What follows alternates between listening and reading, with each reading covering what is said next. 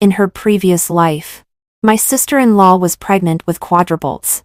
But during the prenatal checkup, it was found that two were XYY syndrome super male and one was Down syndrome. I interpreted the report for her, told her what XYY syndrome and Down syndrome meant, and then, on the grounds of the high risk of multiple pregnancies, persuaded her to have a fetal reduction surgery. Later, she gave birth to a daughter, healthy and with all limbs intact. But she had a massive hemorrhage during childbirth and had her uterus removed. Out of the operating room, she seemed crazy and screamed furiously. The other three were all boys. You were jealous of me. So you tricked me into having the surgery. Give my sons back to me. In her excitement, she pushed me down from the upstairs. When I opened my eyes again, my sister-in-law was asking me about the test results. I handed her the report and said with a smile, 3 boys and 1 girl. What a perfect combination. Mia, you are so blessed. One sister-in-law. What do XYY and high risk mean? I don't understand them at all. In Mia's confused voice, I slowly opened my eyes. When I realized that I was sitting on a hospital chair, I suddenly understood. I had been reborn. Mia beside me impatiently stuffed the report into my hand. Although you are in the gastroenterology department, you must have studied these things. Interpret them for me quickly. What on earth does XYY mean? I stared fixedly at the conclusion on the report. In an instant, a flood of memories rushed into my mind. In the previous life, Mia was pregnant with quadruplets. But during the non-invasive prenatal test, the test results showed abnormalities. Since it was quadruplets, to increase the accuracy, the doctor recommended amniocentesis. When the test results came out, of the 4 fetuses, 2 were XYY syndrome super male, 1 was Down syndrome, and only 1 was completely normal. At that time, she didn't understand what these meant, so she came to ask me. I told her that XYY syndrome super male was born bad, with extremely strong aggressiveness. I searched for a lot of news for her to see. Most of those who killed their parents, endangered society, and even went to prison were found to have XYY syndrome super male. I took out pictures of Down syndrome children for her to see again. Most of these children were intellectually disabled, had weak motor abilities, and might even be accompanied by other organ deformities. If she rashly gave birth to such a child, his life might be very difficult. I asked her, can you protect him all your life? Can you accept taking a disabled child with you all your life? She hesitated a little, and the hand holding the report was trembling slightly. After a long while, she raised her head and asked me, does XYY syndrome super male mean it's a boy? Yes. I saw the reluctance in her eyes, but still couldn't help persuading her. At least there is 1 healthy one now. Let's abort the 3 with problems. You can still give birth in the future if you want. Even if you don't, it's also very good for our family to raise the healthy one safely. Isn't it? Her eyes were red, and she asked me back, is the healthy one a boy or a girl? I understood what she wanted to ask, but still told the truth. I can't get into the ultrasound room, and my colleagues won't disclose it either. However, it doesn't matter whether it's a boy or a girl nowadays, and you can give birth again in the future. She didn't speak, lowered her head, and slowly stroked her belly. After struggling for a long time, she said, Sister-in-law, I'd better have the abortion. I was relieved and made an appointment for her with the best director here to perform the fetal reduction. The fetal reduction surgery was very successful. Mia rested in bed for a month and then went to work. 2 later, during the prenatal checkups, everything went smoothly, and I thought this matter had finally come to an end. Who knew that she had a massive hemorrhage on the day of childbirth? To save her life, the doctor removed her uterus. The baby was brought out. It was a girl, very healthy and beautiful. But the moment her mother-in-law heard that it was a girl, her face changed instantly. She stared at the delivery room with slanting eyes and cursed through gritted teeth. 3 out of 4 were aborted, and only a girl was left. This hospital did it on purpose. They just want to make the Ryan family extinct. She kept pushing and shoving me as husband. Ryan, go find a lawyer right now. Let's sue them. If I don't sue them until they go bankrupt, I'm his grandson. Ryan was so angry that his eyes were red. He kicked the delivery room door, as if to vent his anger, and then turned around and left.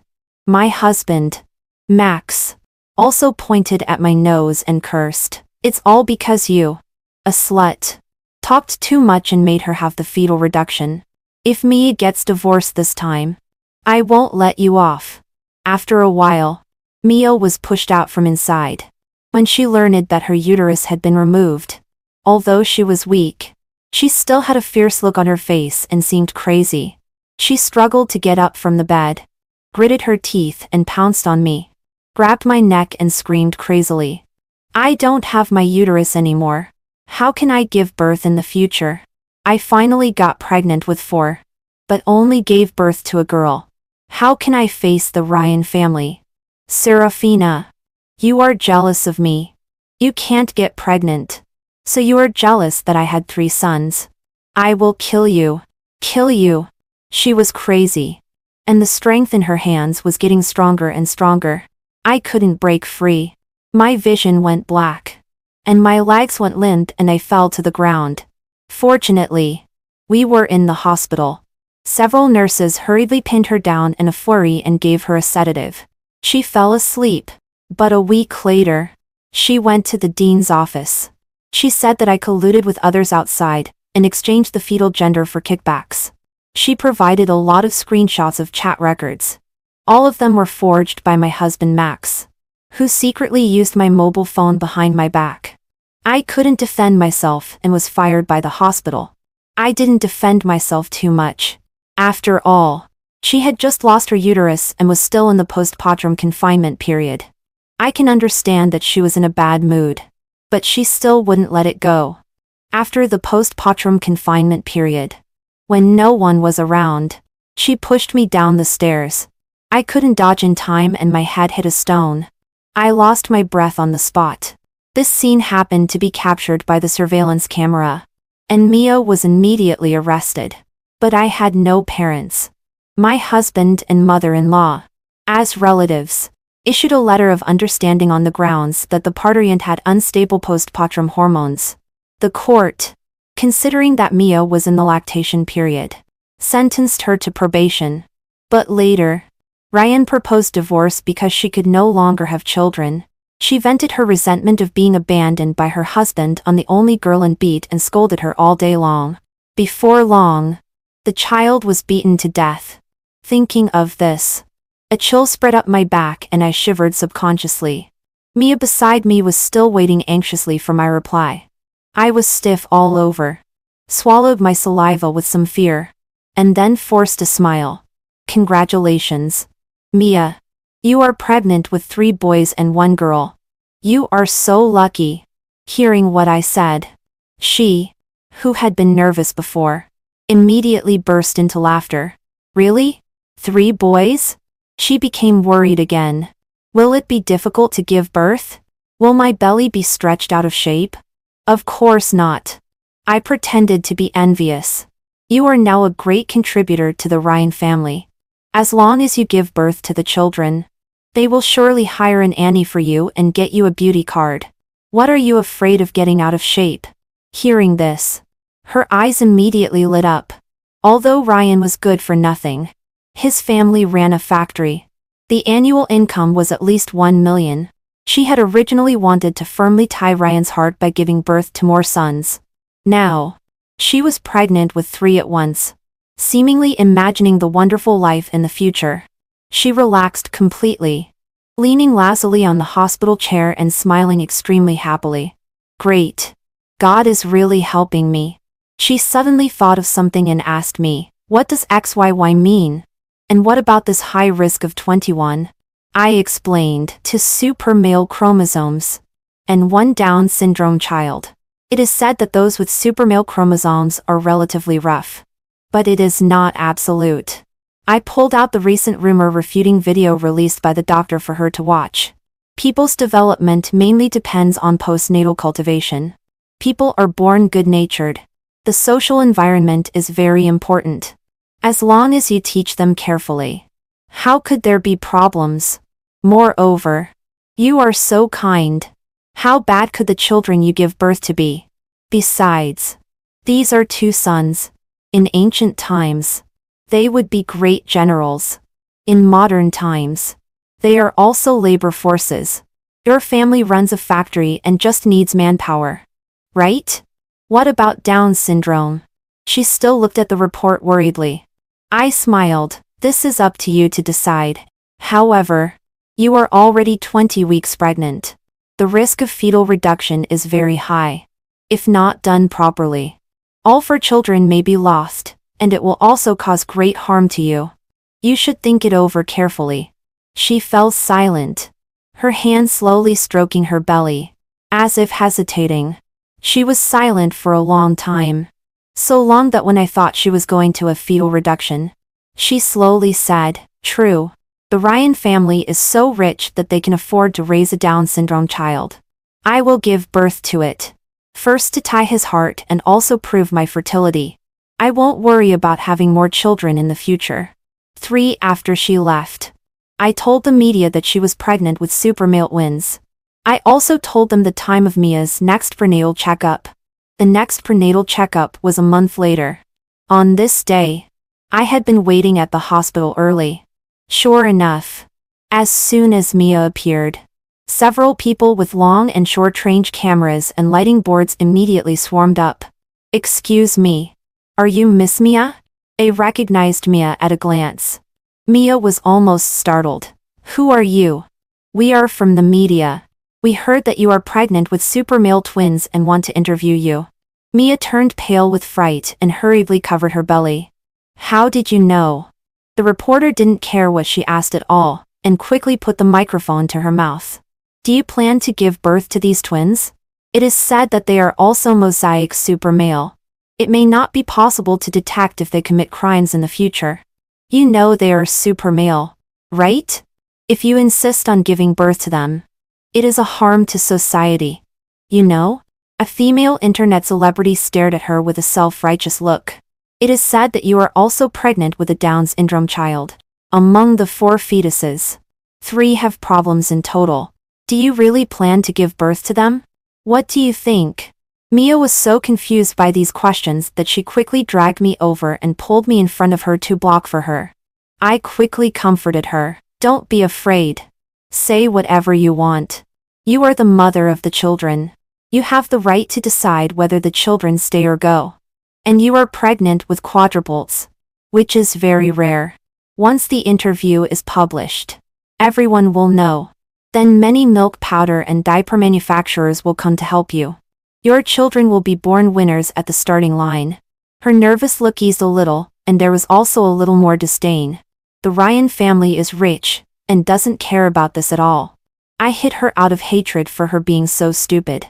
"You are so silly. That's all the Ryan family's money. You are pregnant and have no job. If you can earn some money back for the Ryan family, won't they think more highly of you? Who doesn't want more money?" Hearing what I said, she finally became happy. She said, "Just a moment," to the interviewers, tittied her hair, and then asked me for a lipstick and touched up her lips. Then she turned around, showed a just right smile, and answered the reporters' questions one by one. "Well, I think that when a child comes, it is fate. No matter what he is like. As a mother, I will definitely not give up on them. What's wrong with Down syndrome? Should a Down syndrome baby be aborted? He chose you to be his mother, so he must think that you are capable of taking good care of him. And I happen to be capable and loving.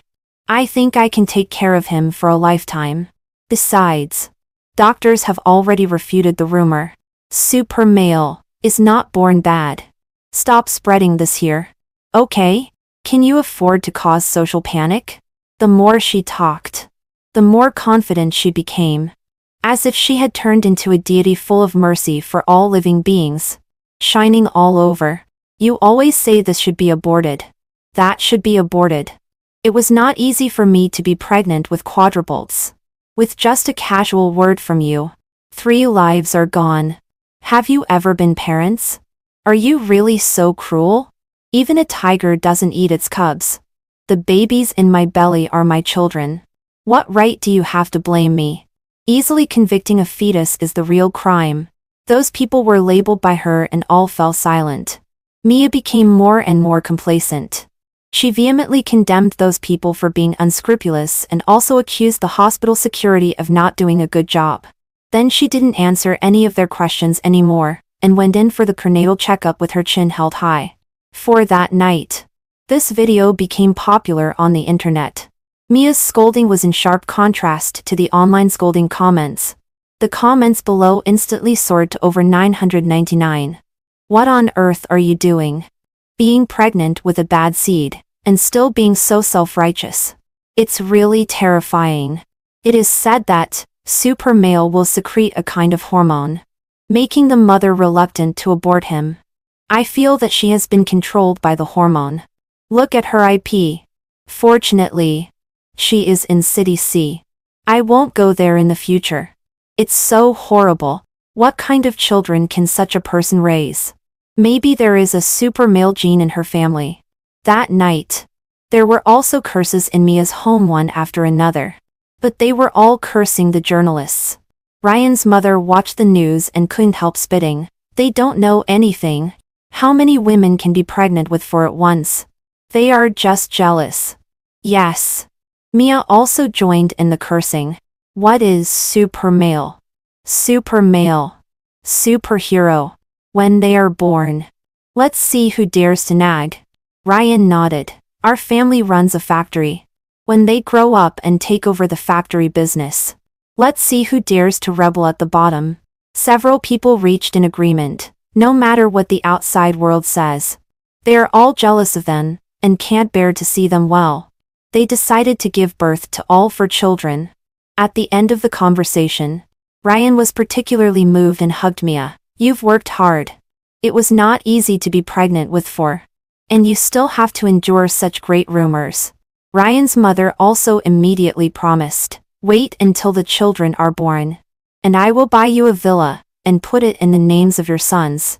Really? Mia was so happy that she couldn't close her mouth. Thank you. Mom. Mom. You are so kind. The next day, people surrounded their home.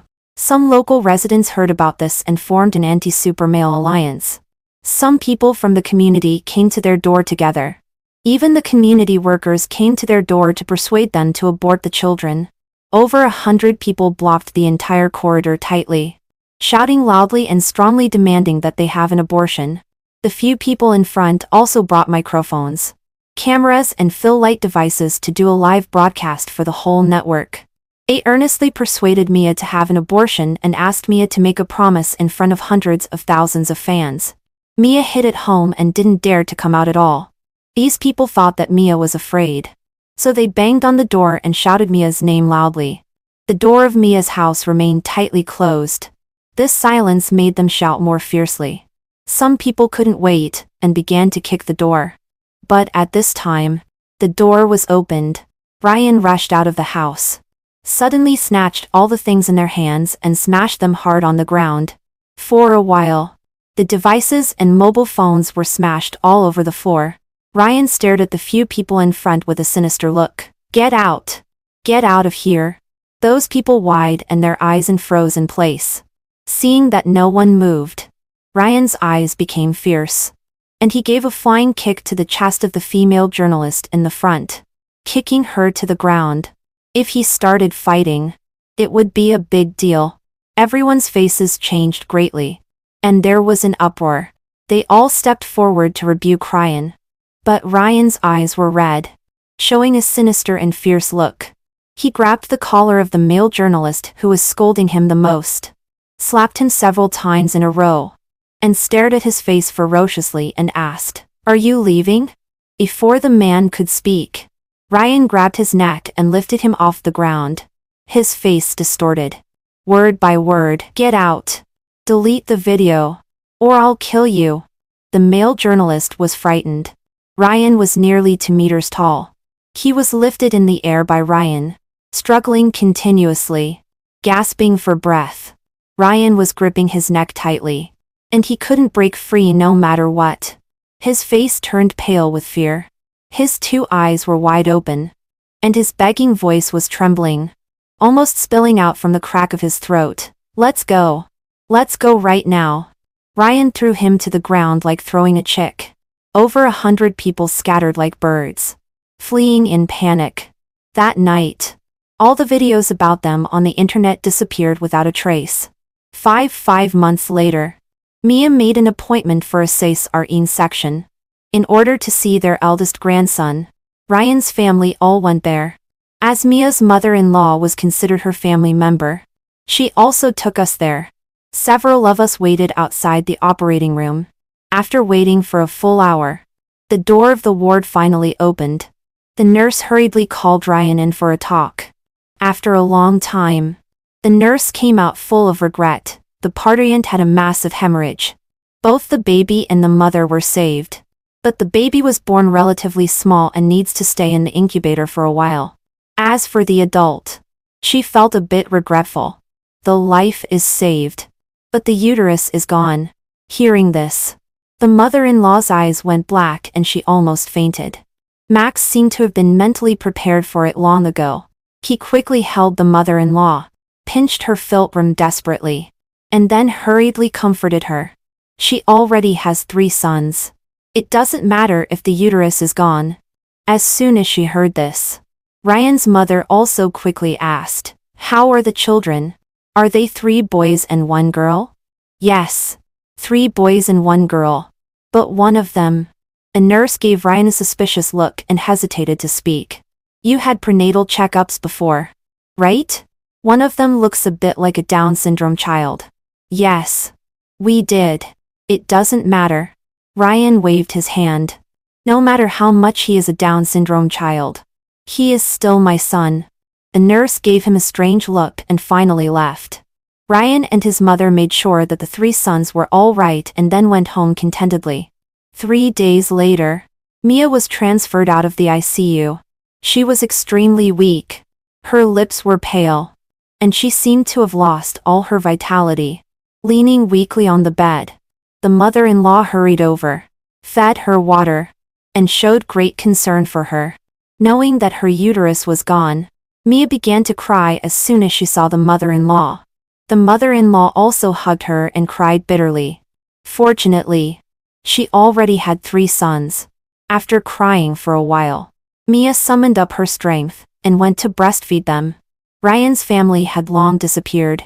They knew that they couldn't see their eldest grandson for a while, so they simply went home to sleep. After staying in the hospital for a few more days, Mia was discharged from the hospital with the children. At first, because she didn't want her daughter to marry far away, the mother-in-law specifically asked Ryan to buy a house opposite ours. So now it is much more convenient for the mother-in-law to visit her grandson.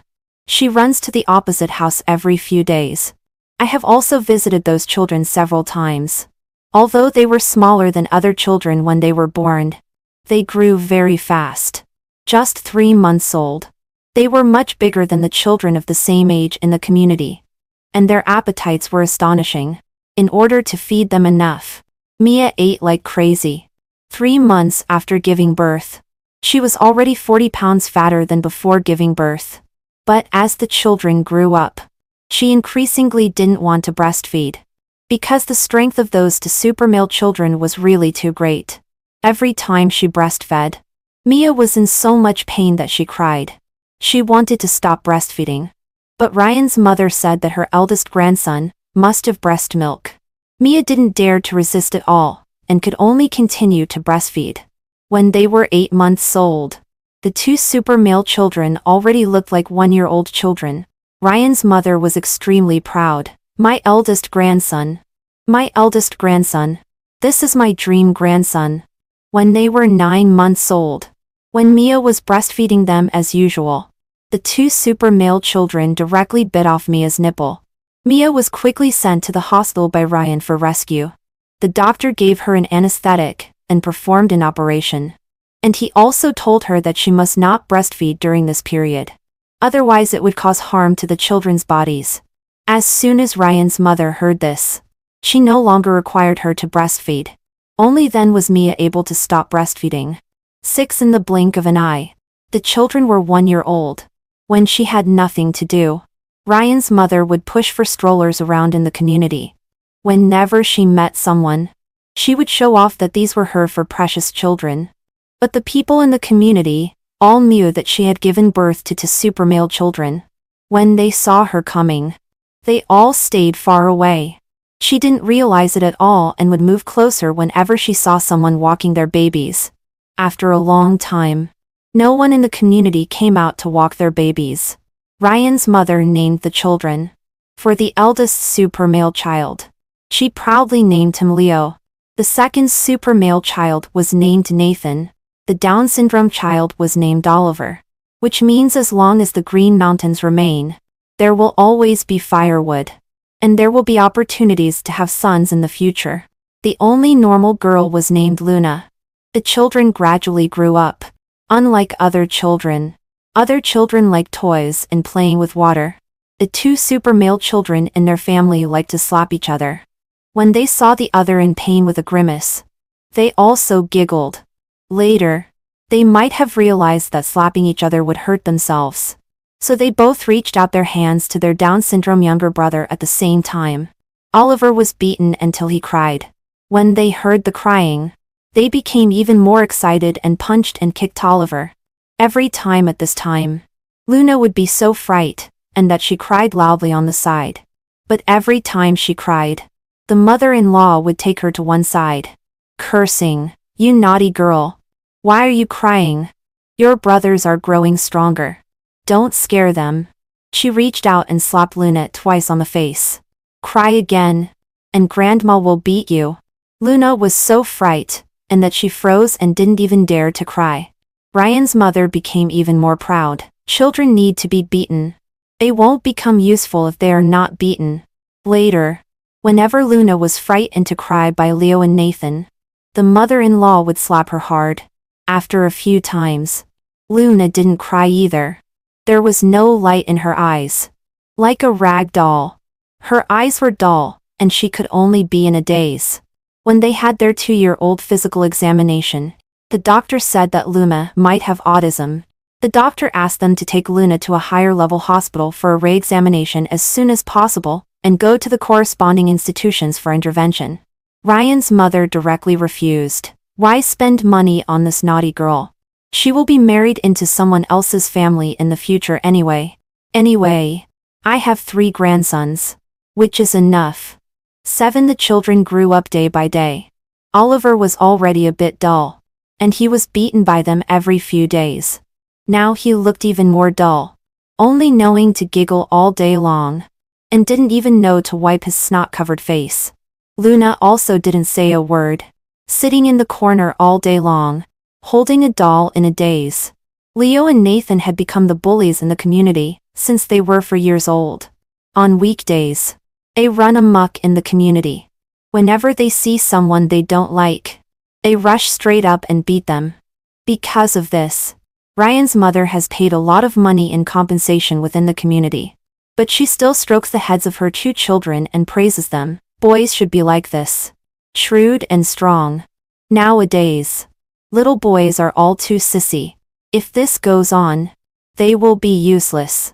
As time passes, everyone is afraid of their family.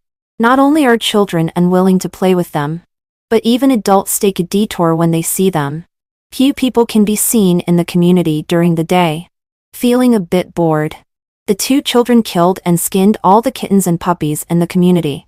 They also stole money from home and bought a lot of firecrackers. Every day, they crouched at the entrance of the community.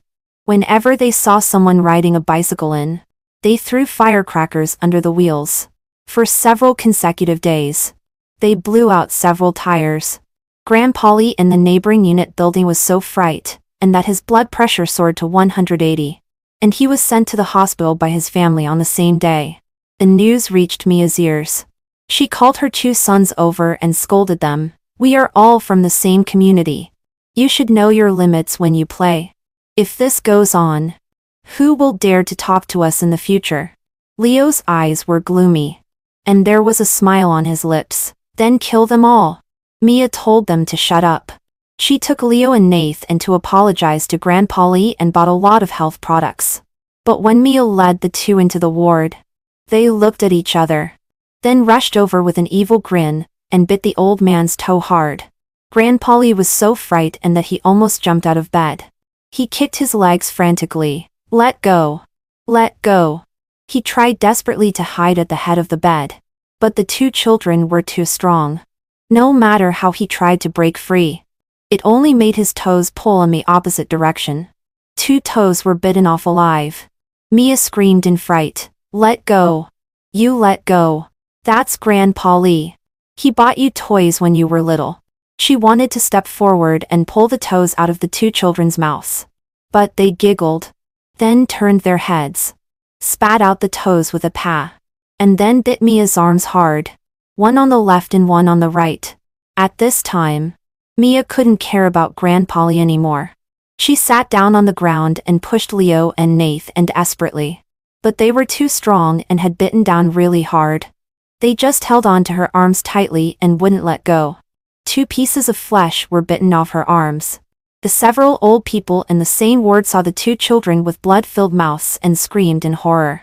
The family members frantically pressed the bell and had them driven out. Their story quickly spread in the hospital. Everyone looked at them with fear in their eyes. Mia was injured, but everyone pointed at her and told her to get out. Unable to bear the strange looks, she asked a nurse to dress her wound simply, got an injection, and then fled in a hurry. Back home, when Ryan's mother heard that Mia had been bitten, she couldn't help but spit and cursed. What a useless thing. Such a grown-up can be bitten by children. How stupid. Leo and Nathan hid behind their grandmother, giggling and making faces at her. Mia was furious. They are devils. They are lunatics. You didn't see what they were like just now. But before she could finish, Ryan's mother interrupted her. Don't slander my eldest grandsons. They are kind-hearted children. It's you who are useless. Maybe you knocked it somewhere. Leo and Nathan also laughed heartily. Mom must have been bitten by an uncle when she was playing with him outside. They laughed. And Ryan's mother laughed along. But she soon stopped laughing. Grandpa Lee's son brought the property management staff and community workers to the door and demanded that Ryan's family be driven out of the community. Their family is like a bomb. A devil. Letting them live here is like planting a mine. Maybe one day they will kill all of us. He shouted excitedly and took out a petition signed by all the residents in the community. I strongly demand that their family be driven out. If they are not driven out, I will post what they have done on the internet and make their family famous. Make the community famous. Make the whole neighborhood famous. When Ryan's mother heard this, she was immediately unhappy. She stood at the front and protected her 2 eldest grandsons firmly behind her. What devil? The children are just a bit naughty. Were your children very obedient since they were young? Such grown-ups can't even tolerate children. Were you born this big? The 2 naughty children giggled behind their grandmother. They didn't know where they got a firecracker from, only to hear Nathan shout, into the boiling oil pan. Another one went, whoosh. Suddenly, many firecrackers brushed past those people's hair and exploded crackling on the ground. The several people were so frightened, and that they dodged in all directions. And the corridor instantly became a mess. Leo and Nathan were extremely happy and clapped their hands excitedly and shouted. The dress of the community girl on the side was burned with a black hole. She immediately screamed, bad seeds. Born bad seeds. Doesn't your family care? Knowing he is bad, you still let him play with firecrackers. Ryan's mother squinted her eyes, not willing to be outdone. What's wrong with playing firecrackers? Don't your children play firecrackers?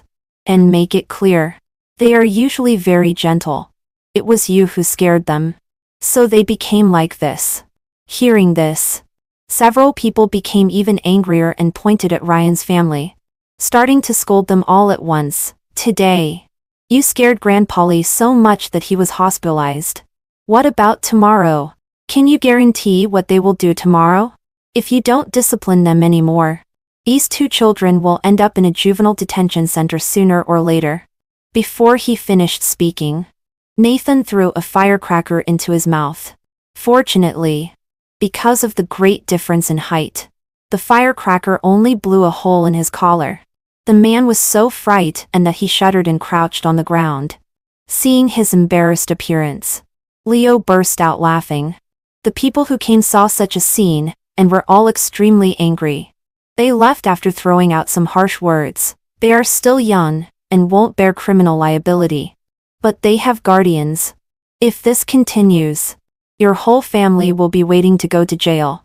They knew that talking to this family was like casting pearls before swine. After saying what they should say, several people left. Mia didn't dare to show up just now. Seeing those people leave, she pulled the two children and wanted to take them to apologize to the people in the community. But the two of them immediately hid behind their grandma. Nathan stared at his mother with a resentful look on his face, with a smile on his lips, and his eyes looked so mature that he didn't seem like a child at all. Mia shivered. Ryan's mother protected her grandsons. Don't you dare take them to apologize. These unruly people. I don't deign to be their neighbor at all. In a while, I will buy a villa for you to live in. Leo and Nathan giggled. Grandma is so nice. Grandma is so nice. We will reward Grandma. 9 in the evening. After Ryan's mother entered the room, she suddenly let out a scream. The sound was so loud that Ryan and the others were so frightened, and that they quickly turned on the lights and rushed to his mother's room. But they saw that his mother was extremely frightened, slumped on the ground, and there was a pool of blood under her body. Ryan was startled. Mom, what's wrong with you? Did you fall somewhere? His mother shook her head desperately.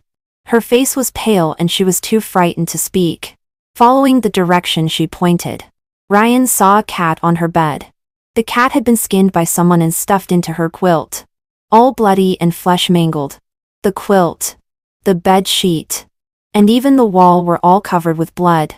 Ryan's face immediately darkened. It was Leo and Nathan who did this, right? The two children were fast asleep at this time. Ryan strode over, picked them up, and swung a stick at them. But he didn't expect that Leo and Nathan were feigning sleep. The two of them nimbly dodged the swinging stick, and each of them jumped up and kicked Ryan in the face. They were very strong. With one kick, 2 of Ryan's teeth fell out. Ryan, with his eyes blood red, almost instantly grabbed the two by the necks, lifted them up and threw them to the ground.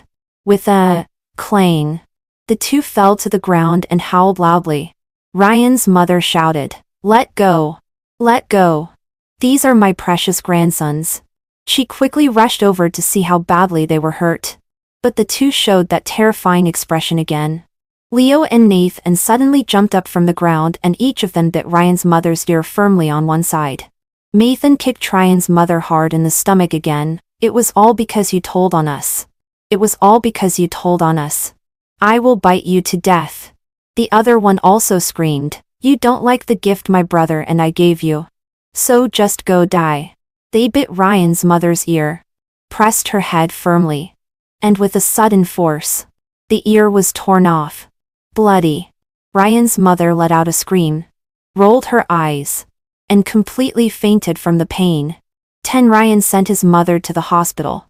Leo and Nathan wanted to follow, but Ryan stopped them. He asked Mia to take good care of the children at home and not let anything else happen. Mia was terrified. She begged Ryan to take her with him. She didn't want to stay in the same room with Leo and Nathan. Ryan patted her on the shoulder reassuringly. "Don't worry. My father is already on his way here. He is the best at disciplining children." That night, Grandpa came. When he came, he also brought a long stick, a rattan cane passed down in the family. He firmly believed that spare the rod and spoil the child. Back then, Ryan was also short-tempered, and liked to hit people. It was by being whipped with this rattan cane by him one by one that he became honest. The moment he saw Leo and Nathan, he directly threw the rattan cane in front of them. He had been a factory owner all his life and spoke with great force. Since no one disciplines you, then I will discipline you. From now on, do everything as I command. He wrote a long page of family rules, including getting up at 7 a.m., going to bed before 9 p.m., and not taking more than half an hour for each meal. But before he finished reading, a piece of paper was snatched away and torn up by Leo and Nathan. The two grinned at him. "Grandpa, you are finally here. We have been looking forward to you for a long time." Grandpa didn't know how dangerous the two were yet. He picked up the rattan cane and whipped it on the ground. "All of you be honest. No grinning when I'm talking." But before he finished speaking, the rattan cane was snatched away by the two. With a snap, the rattan cane was broken into. Grandpa opened his eyes wide, and before he could speak, there was another snap, and the rattan cane whipped on his head. Immediately, a red mark appeared on his forehead. Leo burst out laughing, and Nathan also showed an evil smile. "Next time you threaten someone, it won't be as simple as a knock on the head." Grandfather was petrified. "How are you even more terrifying than your father back then?" Nath uncurled his lips. "Really? What was our father like back then?" Oliver on the side burst into loud wails but was whipped by Nathan. "All you do is cry all day long. It's so noisy." Luna glanced at them inferently, her expression dull, without any ripple. This very expression angered Nathan again. He raised the rattan cane, about to lash it at Luna. The old man quickly stepped sideways and blocked her. The cane landed directly on him, and he grimaced in pain. Just as he was about to scold, he was kicked to the ground by Nathan. Nathan stepped on him, thrust the broken tip of the rattan into his waist suddenly, and then laughed happily. "You're quite kind-hearted. If you're so kind-hearted, why haven't you come to see us much over the years? Is making money that important? Or do you not like us?" By this time, the old man was sweating all over from the pain. He was completely pinned down by Nathan and couldn't move at all, and his hand was twisted into a strange angle. Moreover, he was already old. He wanted to struggle but couldn't move no matter how hard he tried. He could only beg for mercy. "Second grandson, let me stand up first.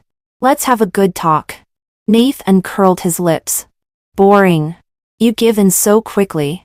He moved his leg away a little, and grandfather stood up with difficulty. Fortunately, Nathan didn't stab deeply, and there was only a little blood on his waist. He looked at the bruises on Luna's arm with great distress, and held Luna tightly in his arms, saying to Mia, "If you can't take care of her, I'll simply take her away. I'll take her to my hometown and cure her illness." Mia couldn't take care of Luna at this time either. She grabbed the old man with a sobbing voice. "Even if you want to leave, it's not now. You can't leave me alone. At least wait for Ryan and the others to come back." The old man was sweating all over his head. "I'm not used to being here. I'll go to the hospital to see Ryan's mother and then leave." He picked up Luna, and was about to run away. Mia really didn't want to be in the same room with the two super male children, so she also wanted to follow. Since everyone was leaving, Leo and Nathan also followed all the way. 77 Several people rushed into the hospital in a mighty manner.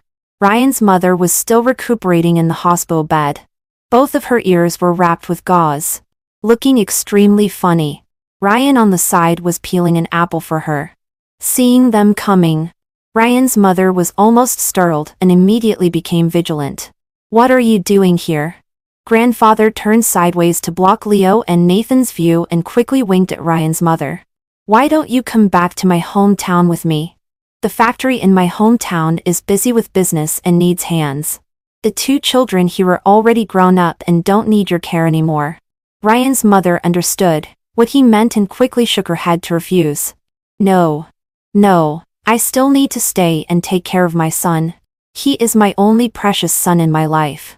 If he is bullied, what will I do for the rest of my life?" She saw Luna in grandfather's arms. "Take her away. Your brother's family has always wanted a granddaughter. Just give her to them." Ryan's mother got off the bed and wanted to see the old man off. But the moment she put her foot into the shoe, She cried out. Ouch. She quickly withdrew her foot. But the shoe was already full of blood. Someone had put a nail in her shoe. The mother-in-law quickly took off the other shoe. But something in the shoe suddenly bit her foot. Frightened, she reached in to touch it. And as a result, a centipede bit her hand. Leo and Nathan laughed loudly beside them. Fun. So much fun. It's really fun. Ryan's mother was so angry that she bared her teeth. She glanced at Mia, who was shrinking her neck and not daring to make a sound, and cursed angrily. It's you. You scoundrel. You insisted on giving birth to them back then. If it weren't for you, we might have given birth to healthy grandchildren by now. You're such an idiot. Hearing this, Mia also got angry. How was I scolded back then?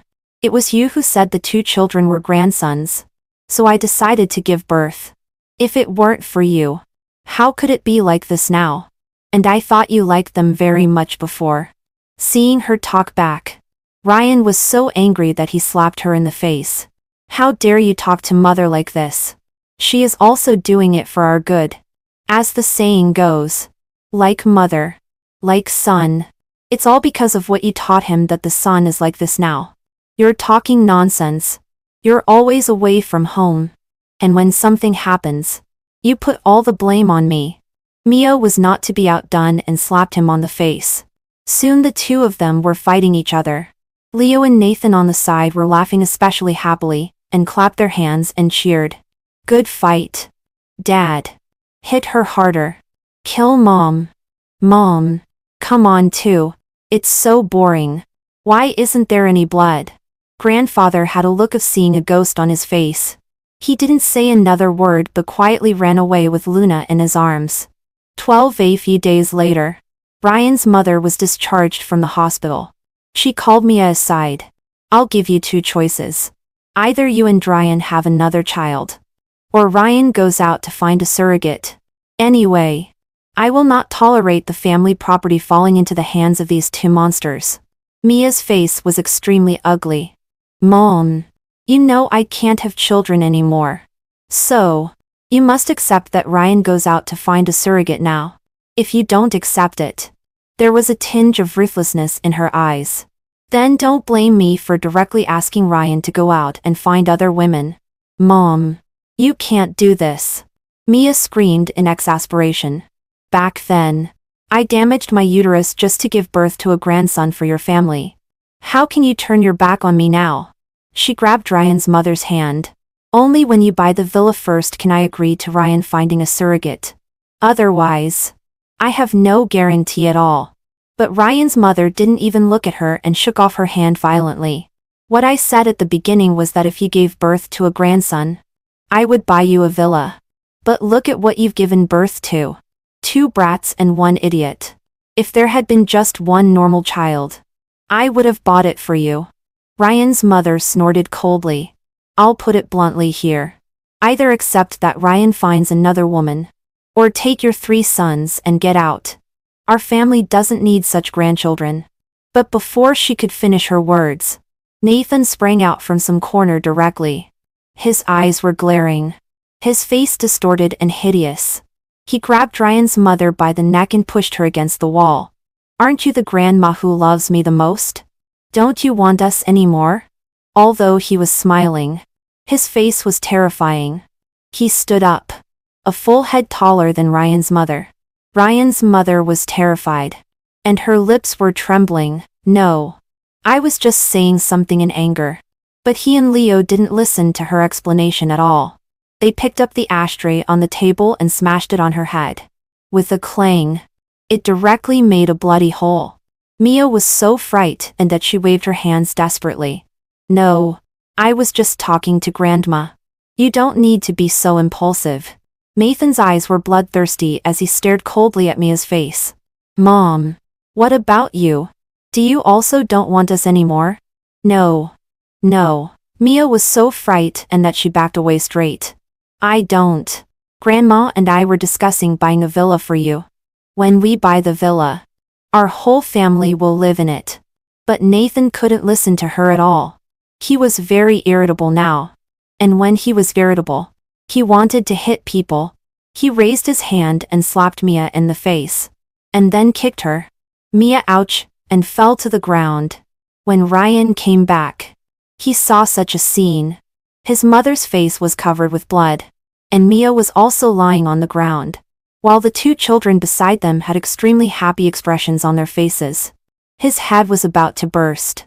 He quickly called an ambulance and sent his mother to the hospital. That night, his mother had a major operation.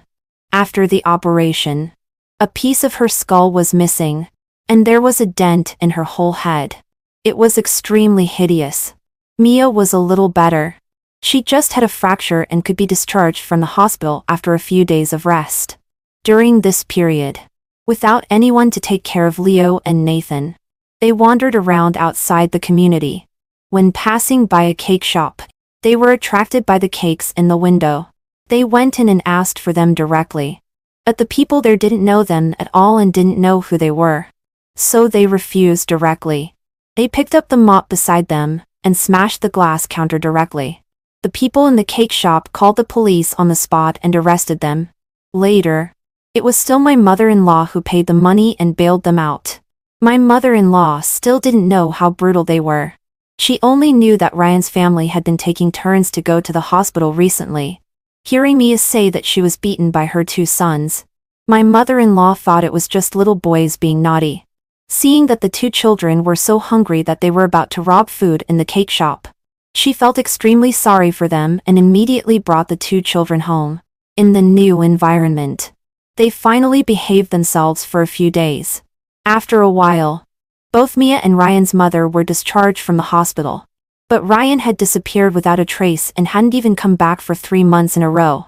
Mia couldn't wait any longer and went to question Ryan's mother.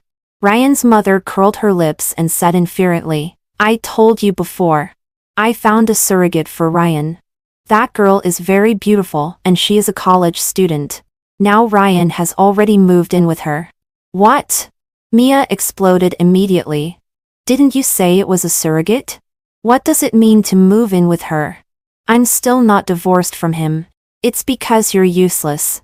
Ryan's mother glanced at her up and down a few times and said with disgust, "If you were really capable, no matter how beautiful the outsider was, she couldn't steal him away." Mia was furious. "No. Change her. I don't agree that this person will be our surrogate. It's not up to you." Ryan's mother sneered. "The girl is already pregnant with our family's eldest grandson. After all, she is young and gets pregnant easily." Mia was dumbfounded. She angrily smashed on our door, rushed in, and then screamed crazily like a madman, "Serafina! It was you who told me not to have an abortion at the beginning, and let me give birth to two monsters. Now Ryan doesn't want this family anymore. Give me back Ryan and my villa." She raised her hand to hit me, but I pushed her to the ground. I smiled. "I just showed you a doctor's debunking video. The final decision was in your hands. Back then, you were scolded so much by netizens, but you still insisted on giving birth. I didn't interfere. And you should get the key point. It's Ryan who is having an affair now. What's the use of you coming to my house?" Her face turned pale. "Then what should I do now?" I wrote an address for her. It was the address that I secretly wrote down a few days ago when that female college student came to the hospital to register. Doesn't he want to escape from this family? Then you take your two sons to ask him face if he really intends to abandon you. Also let that girl know that Ryan has a family. She understood. Yes. Prosperity for one means prosperity for all. And loss for one means loss for all. No one can jump out of the abyss. I waved to Leo and Nathan again. "Your father doesn't want you anymore. He has a new mother outside. And the new mother is already pregnant. Are you willing to give your mother some courage and accompany her to go there?" Mia also quickly brainwashed them. During the 3 months he was away from home, he has been living with the new mother. In the future, his house and his money will all belong to the little brother. Do you see? Now he has run away because he dislikes you. In this family, only I will never abandon you. The two impulsive children became even more excited after hearing these few words. Let's go and kill him. Yes. Teach him a lesson. Throw him into the oil pan and fry him to death. 14 She took her 2 sons and rushed angrily to the place according to the address I gave her. When they arrived at the entrance of the community, Mia asked her 2 sons to wait outside the community gate while she went in first to negotiate. The 2 children looked at each other, as if they had thought of something interesting.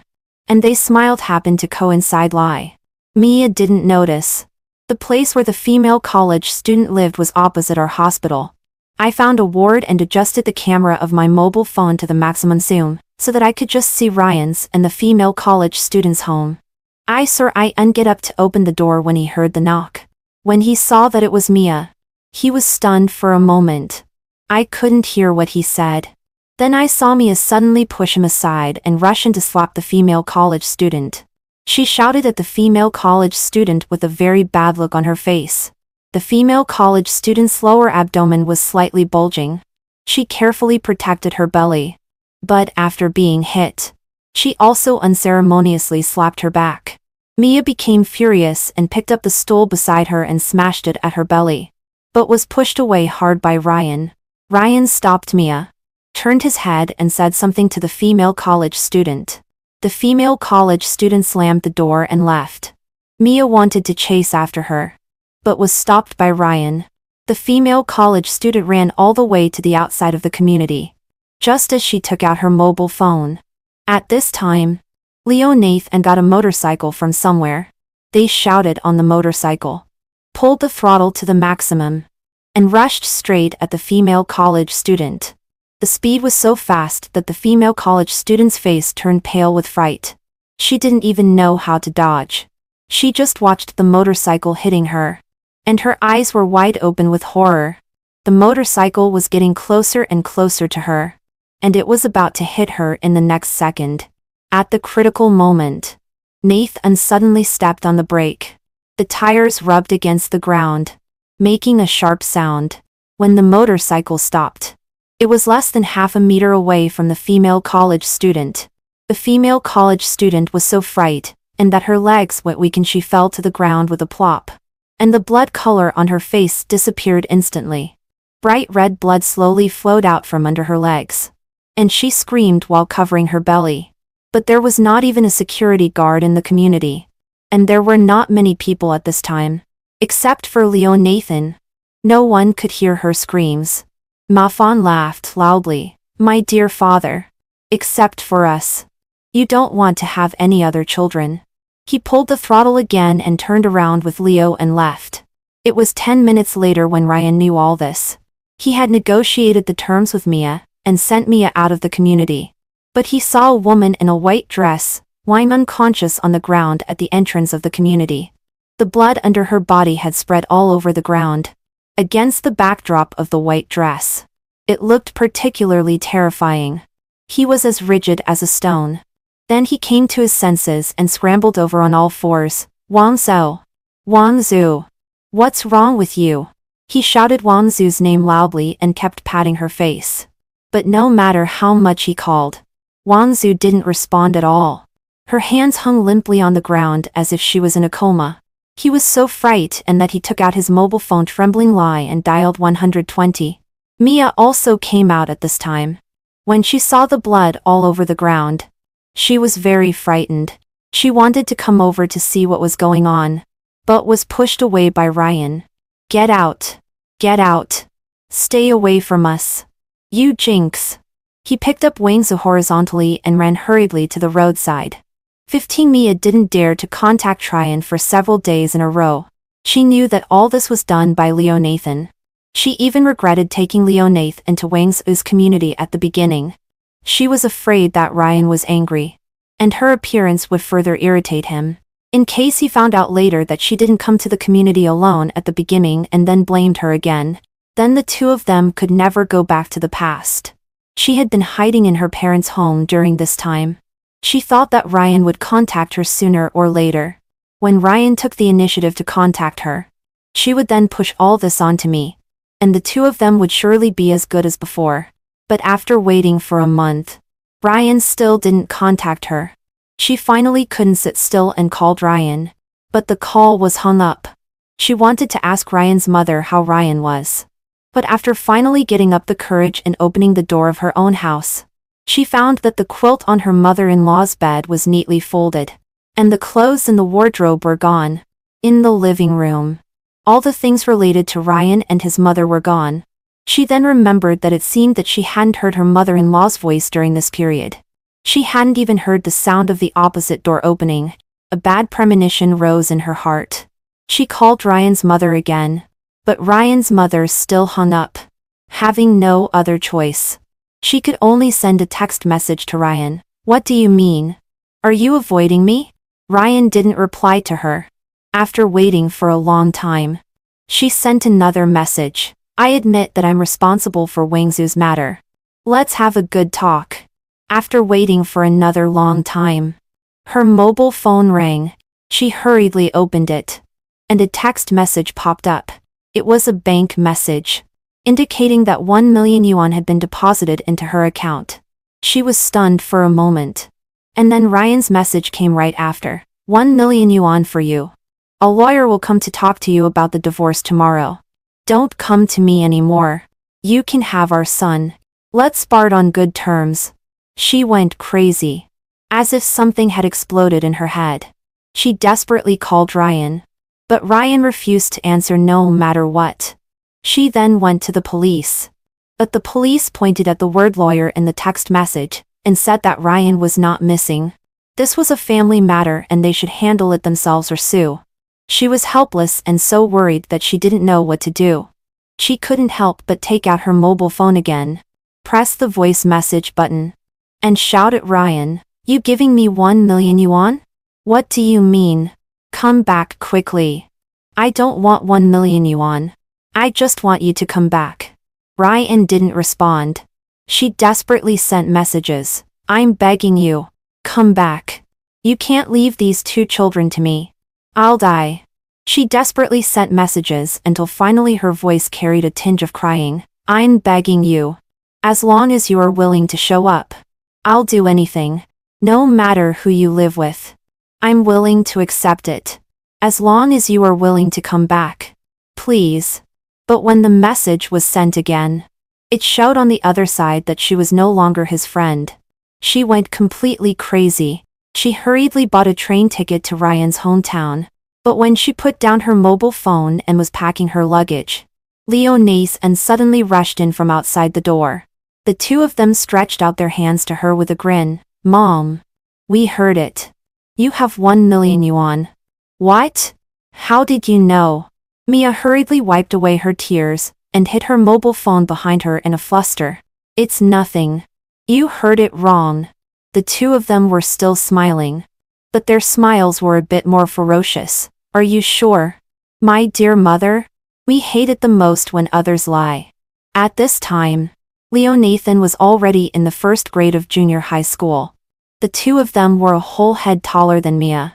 Mia was a little scared and subconsciously shrank into the corner. "This was given by your father. I'm going to return it to him. If I take it, he will never come back. I'm begging you. Don't make trouble for me." She wanted to turn around and continue packing her luggage. But suddenly a hand grabbed her by the neck. Nathan, with a ferocious look, lifted her off the ground and pushed her to the balcony. He squeezed her neck hard with his fingers and said gloomily, "Take out the money, or I'll kill you." Mia was pinned firmly against the wall by him, and couldn't move. The window behind her was open, and the wall was only up to her waist. Nathan was so strong that her entire upper body had leaned out of the window, and the wind was whistling in her ears. Nathan had a ferocious look, and his eyes were full of violence, as if he was going to push her out the next second. Mia's upper and lower teeth chattered, and she screamed in horror, "Son, don't be reckless. Let's go inside and talk properly. The money really belongs to your father. I don't want to take a penny from him." But the more she explained, the more irritable Nathan became. His eyes were wide open with anger. He pushed her out of the window with force using his fingers. Mia struggled desperately. Nathan's eyes were blood red. He lifted her feet and threw her down. With a bang, There were screams everywhere downstairs. 16. Someone shouted. Someone has been killed by the fall. I looked up in doubt following the sound. Mia had fallen to the ground. There was also a woman lying beside her, with a big belly. It seemed that she was taking a walk in the community with her husband. But misfortune fell from the sky and she was just hit by Mia. Her husband hugged her and wailed beside her, until she was carried into the ambulance. He didn't follow but rushed upstairs angrily.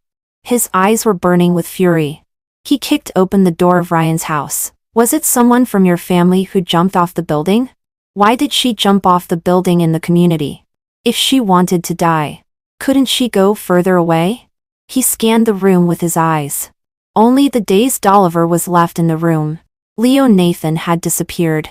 The man, not knowing the truth, as if he had found his target, rushed over in a few steps and grabbed Oliver by the collar. Was that your mother?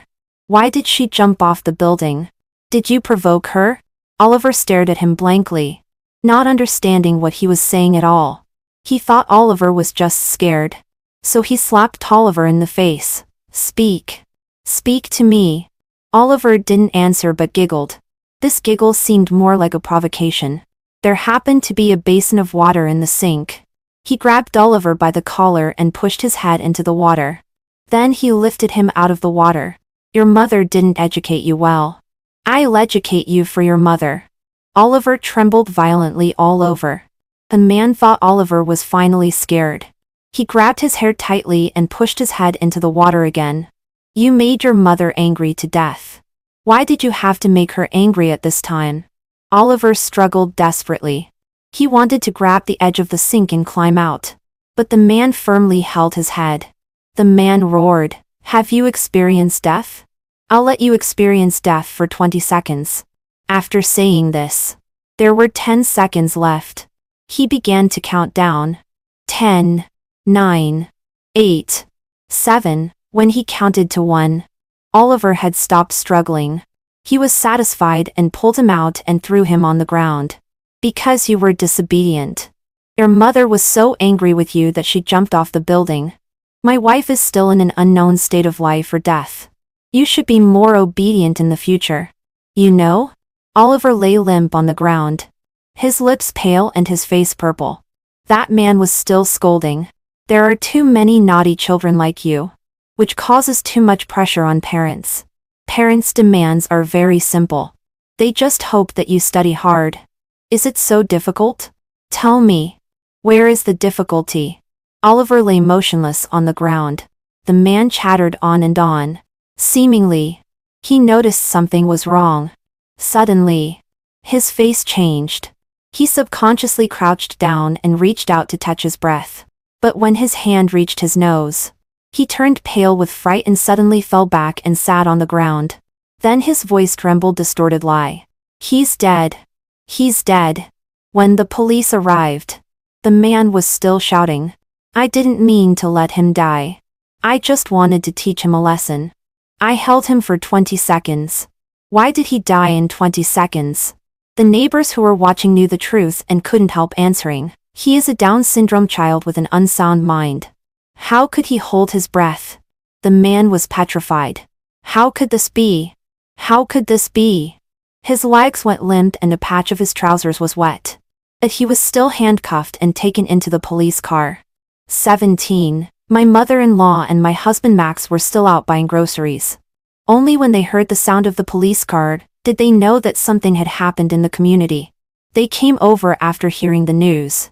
When they heard everyone talking and saying that the dead person was Mia, my mother-in-law's shopping basket immediately fell to the ground. She hurriedly climbed upstairs. But Ryan's house across the door had been cordoned off. My daughter. My daughter. She slumped to the ground, patting her thighs and wailing loudly. Max had been looking for Leo and Nathan. After looking for a long time, there was no sign of the two of them in the house or in the community. He went outside the community to look for them, but on the way, suddenly someone set off firecrackers on his hair. Immediately, blood flowed out from the top of his head.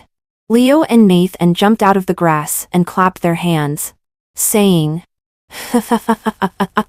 So much fun. Really so much fun. When Max saw them, he couldn't laugh at this time. There was horror in his eyes when he looked at them, as if he had seen devils.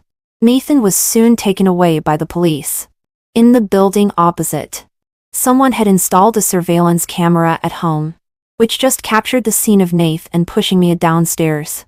At night, I heard Max and my mother-in-law talking in the room. This can't go on like this. He is a born bad seed. Now his mother is dead and his father has run away. The police will surely ask us to take in Leo. If we rashly let him stay at home, it may bring endless disasters. My mother-in-law wiped her tears quietly and said anxiously again, "What should we do? He is abnormal. I have already lost one daughter. You can't have anything happen to you." My husband smoked one cigarette after another without saying a word. At this time, I walked in and offered an idea. You pretend to take him on a trip. Then leave him in the mountains. And say you got separated. If you are luckier and meet a family without a son, just give him to them. In those big mountain valleys. Once you go in, you can't run out. If he tries to run, the whole village can beat him to death. My mother-in-law quite agreed. This is a good idea. Son, you should make a trip these days. My daughter has been killed by him. We can't have any more accidents. I also said to my mother-in-law, you and Max should both go. Since it's a trip, he won't be suspicious if you go together. My mother-in-law was a little hesitant, but when she thought of Mia's misery, she agreed again. 18. Leo was still a child after all. When he heard that he was going to be taken out to play, he immediately excitedly packed his things. My mother-in-law and Max looked at each other and also simply packed some things into their bags. They discussed all night and set the destination as a coal mining area in Shaanxi. After all, Leo was over 10 years old. If he was sent into the mountains, probably no family would be willing to adopt him.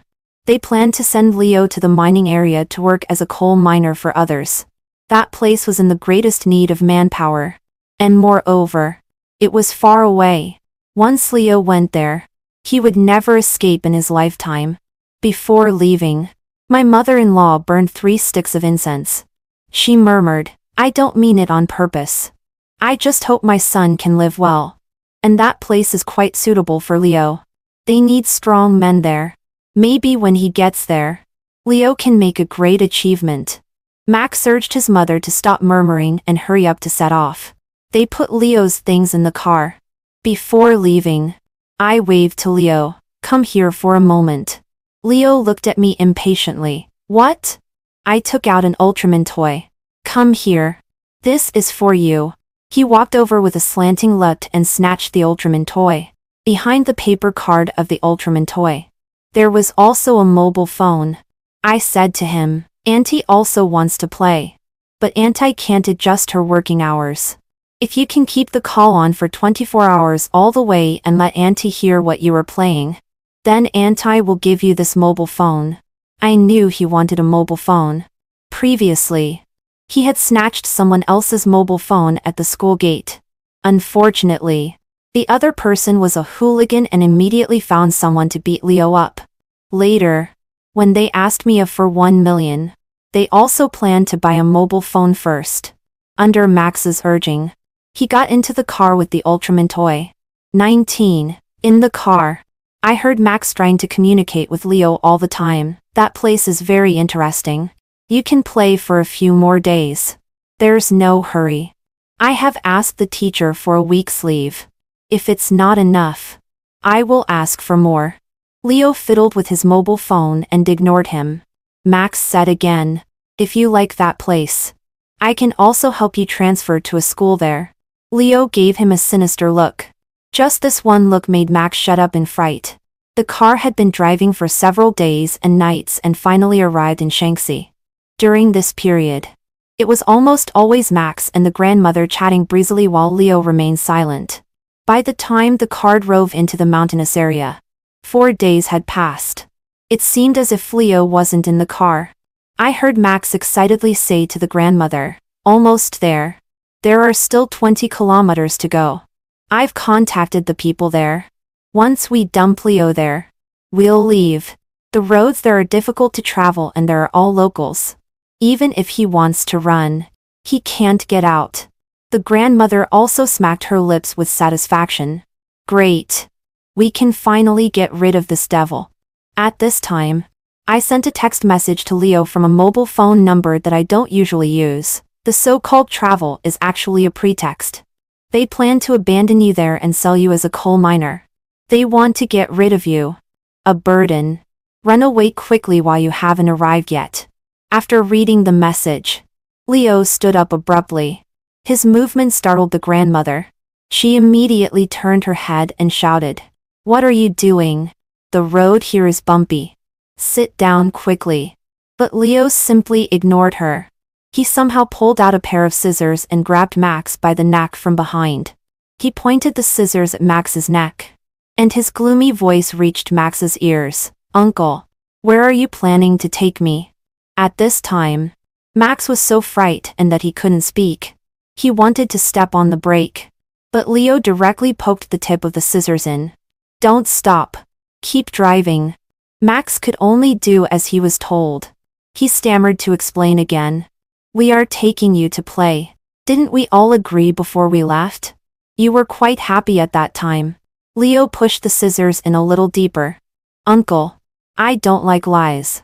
I want to hear the truth." Max's lips were trembling. And he explained in a trembling voice. "This is the truth. We do have a relative there. If you don't believe me, ask your grandmother." Yes. Yes. Yes. We do have a relative there. We have already made contact." The grandmother was so frightened and that she was trembling all over. She wanted to snatch the scissors from Leo's hand, but was frightened back by Leo's fierce look. He tightly gripped Max's neck. "Uncle, don't deceive me anymore. I know that you want to sell me." "No. No. Who told you this?"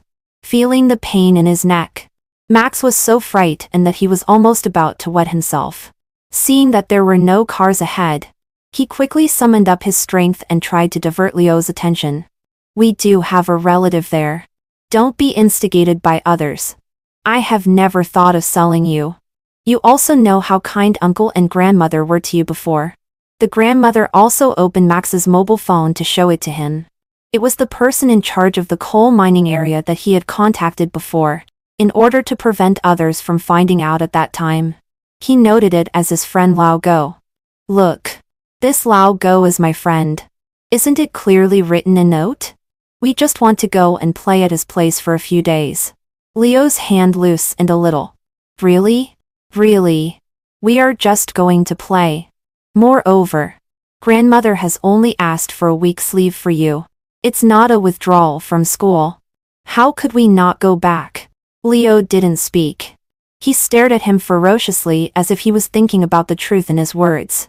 Just then, Max suddenly stepped on the brake.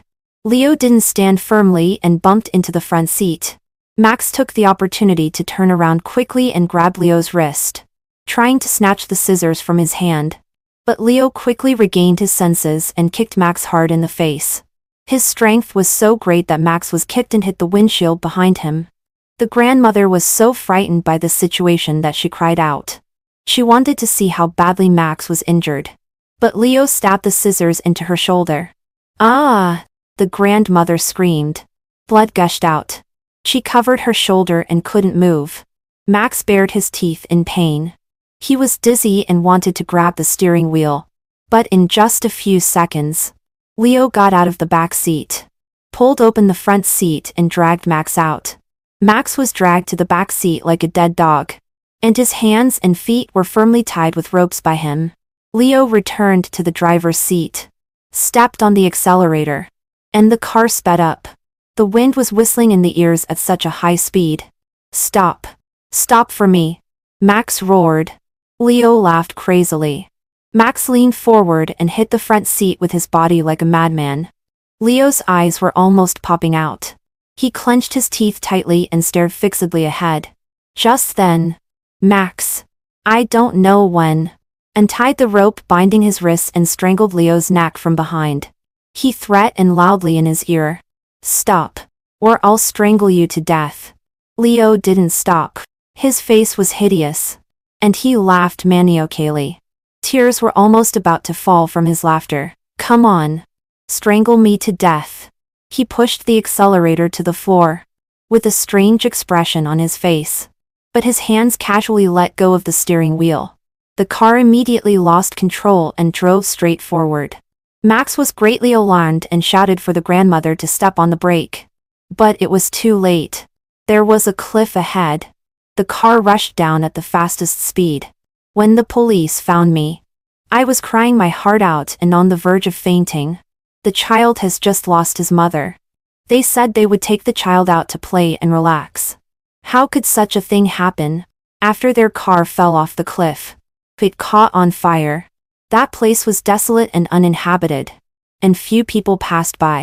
When someone finally noticed, they quickly asked the villagers to put out the fire. In the end, only 3 charred corpses were dragged out. All of their mobile phones were burned into a pile of scrap metal in the big fire. Eventually, the police closed the case as an ordinary traffic accident. Also, since Max bought insurance every year, after his death, I received a sum of compensation.